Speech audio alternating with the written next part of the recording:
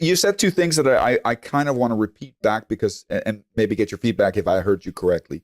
One thing that you mentioned is that a lot of these models might have a applicatory value within a certain setting, but the question are they being used correctly? So that's kind of it's good to have a hammer, but if you don't know how to use it, it doesn't do you a lot of good, or you use it at the wrong time. Or your fingers, yes. And then the other thing that you kind of mentioned it, which increases the validity score, is kind of, I guess, also how regularly you use it, whether it becomes part of your, whether you just use it one time, I'm sure the validity score might be a little bit lower, but if it's something you use continually, both the subject, the people that are using it, and from both sides, the people who are taking the test and the people who are analyzing the test, I'm guessing the validity score will probably go up.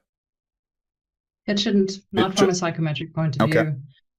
I think the output or the impact that it has isn't part of the validity score. Okay. It's just the validity really talks about how predictive is this tool.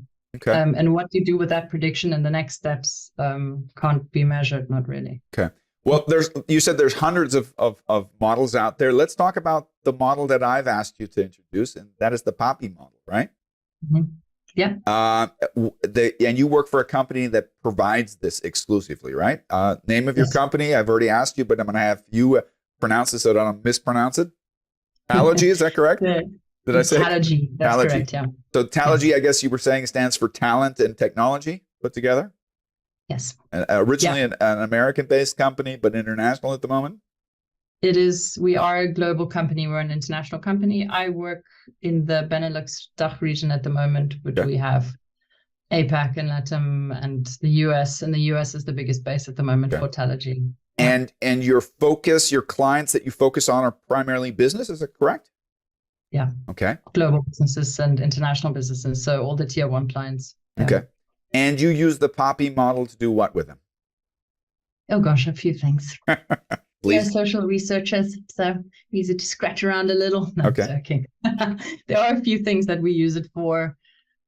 So there's two perspectives when it comes to consulting and using it, one the live side and one the digital side. I had the digital side, but from a live perspective, P.A.P.I can be used for personal development, for coaching, for selection, for, sift and select solutions. So really just like a broad blanket assessment to see who are the ones that would maybe fit this role the best.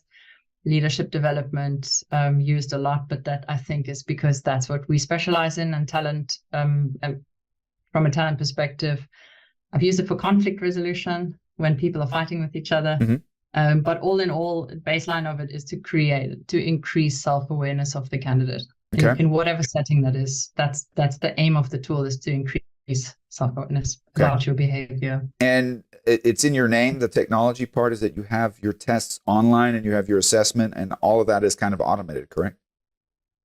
Yeah. Okay. Our reports are automated, but we do bespoke solutions, bespoke reports, etc., link it to leadership profiles and values for companies. So we do go all the way into the bespoke lane, and that's usually where I get involved as well.